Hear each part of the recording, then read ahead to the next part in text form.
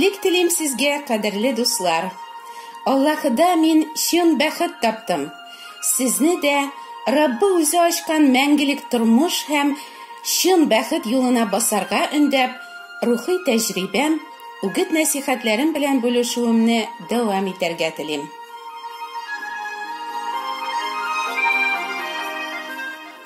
Гаилә корып яши башлавыбызга күп тә үтмәде. Тормыш күгемдә кара болытлар күренгәч, мин кем ул Аллаһы? Ниндирәк ул? Каян белергә аның турында? Нишләп ул миңа бәхетсез язмыш бирә? Мин моңа лаекмыни? Дип уйлана башладым. Изләнүләрем мине Аллаһыга иман итүчеләр җыелышына китерде. Алар миңа, сиңа Аллаһы каршында тәүбә итәргә кирәк, диделәр. Тәүбә итүнең нәрсә икәнен мин ул чагында әле белми идем.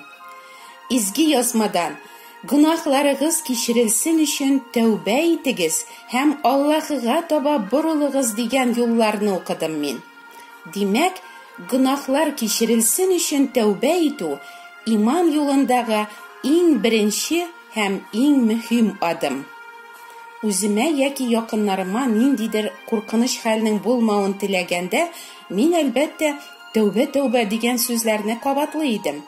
Ләкин Аллаһы каршында тәүбә итү, ул бөтенләй башка мәгънәгә ия икән.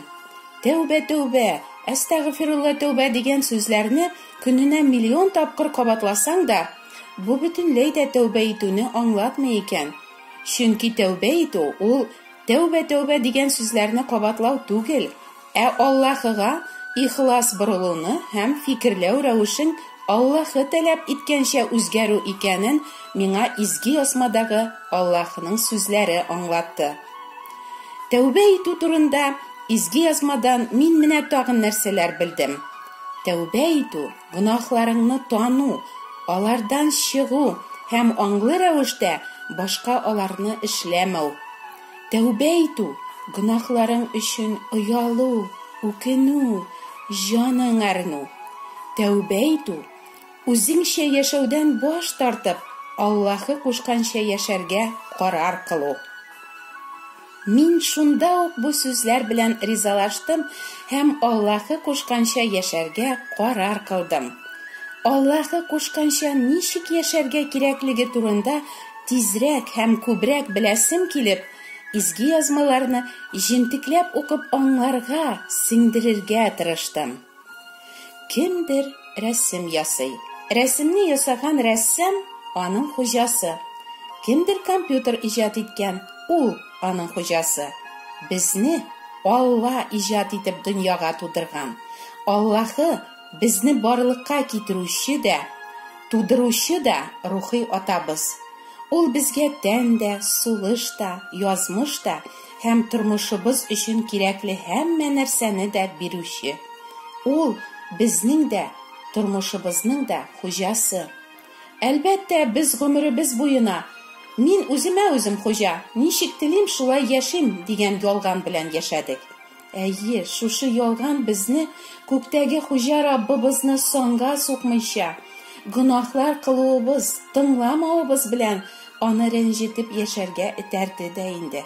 Яисә, бисмилла әйтеп, вакыт-вакыт хәерләр биреп, мулла чакырып Коръән укытып йөргәнгә күрә, теге динсезләр кебек түгел мин бит Аллага ышанам, дип уйладык. Аллаһы үзенең сүзе аша булай ди. Бу халык мине теле белән хөрмәт итә, күңелләре исә миннән еракта. Аларның миңа табынулары бушка. Алар кеше уйлап чыгарган кагыйдәләргә өйрәтәләр. Кирәкми икән Аллага кеше уйлап чыгарган кагыйдәләрне үтәүбез. Аллаһы үзе кушканны үтәү генә аны хөрмәт итү була, дип өйрәтә Аллаһы үзе. Алла сүзе миңа шуны аңлатты. Аллаһы каршында тәүбә итү ул үз белдегеңә таянып яшәүдән ваз кичү. Аллаһыны якыннан белергә, аның кушканнарына буйсынырга теләмәгән өчен үкенү, гөнаһлар кылып, алардан ләззәт табып, тормышның хуҗасы Раббыга буйсынмыйча, үзеңчә яшәгән өчен Аллаһыдан кичерү сорау.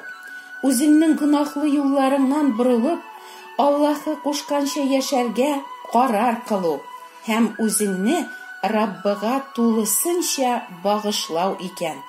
Менә нинди тирән мәгънәгә ия Аллаһы каршында тәүбә итү.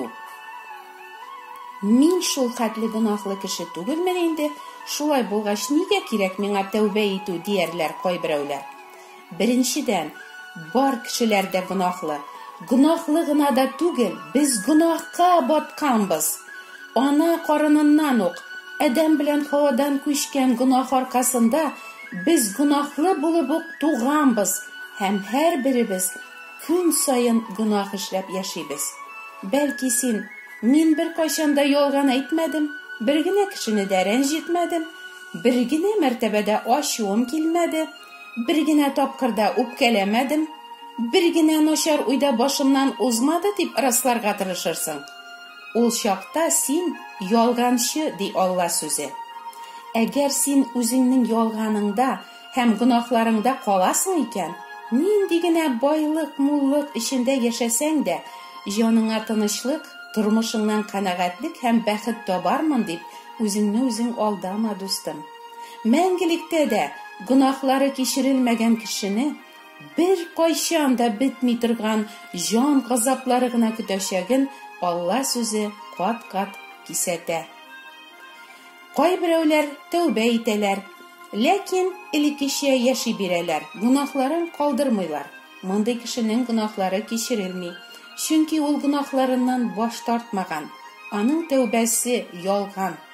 Икенче төрле әйткәндә, бу кеше тәүбә иткән, ләкин гөнаһлы юлларыннан борылмаган. Борылу ул үзеңнең ихтыярыңнан баш тартып, тормышыңда Аллаһы ихтыярының үтәлүен теләү. Тәүбә итү ул киң юлдан баруыңнан туктау, ә борылу тар юлдан котылуга таба бару.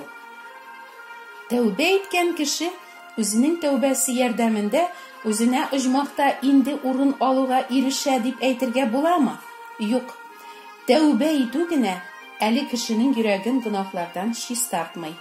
Яхья пәйгамбәр «Тәүбә итегез, Раббыга юл әзерләгез» дип вагазлый.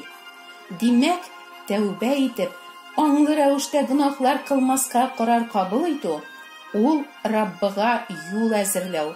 Раббы килеп синең күңелеңне чистартсын, йөрәгеңне сөннәтләсен өчен юл әзерләү. Ә ничек Раббы безнең гөнаһка баткан йөрәгебезне чистарта, сафландыра аласың? Бүтән изге язмалар гөнаһлардан чистартучы, коткаручы бер генә затның барлыгы турында сөйли. Ул Гайса Мәсих. Әгәр без Аллаһының бар вәгъдәләренә ышансак, эш-гамәлләребезгә таянмыйча, бары изге Алла бәрәне итеп җибәрелгән Гайсаның генә юлып алуына, коткаруына өметләнсәк, Раббы безгә яңа, сөннәтле йөрәк бирергә вәгъдә итә. Бу турыда укыгач, мин Раббының вәгъдәләренә ышандым, чөнки ул бер кайчан да ялганламый, үзгәрми торган һәм үзенең сүзендә торучы изге зат. Аллаһы Гайсаны күктән җибәрүенә ышанганга күрә, мин Гайса артыннан иярдем, чөнки күктән килүче генә күккә илтүче хак юлны белә. Бер кунакханәдә янгын чыга. Кешеләр котылсын өчен «Янгын, тизрәк чыгыгыз!» дип радиодан да игълан итәләр, телефоннан да, этажларда да кычкыралар, ыгы-зыгы башлана. Ниһаять, янгынны сүндерәләр. Ләкин бер кеше үзенең бүлмәсендә калган һәм ул янып үлгән. Барлык кычкыруларны, кисәтүләрне ул ишетмәгән, чөнки саңгырау булган бичара. Аллаһының «Тәүбә итегез, югыйсә мәңгелек тамукка китәчәксез» дигән кисәтүенә без дә саңгырау булмасак иде, дусларым. Ходай насыйп итсә, киләсе чыгышымда мин сезгә гөнаһларымнан борылу өчен ничек үземдә аларны тикшерүем турында сөйләргә телим. Аллаһы сезгә дә ихлас тәүбә һәм Раббыга борылу бирсен иде. Амин.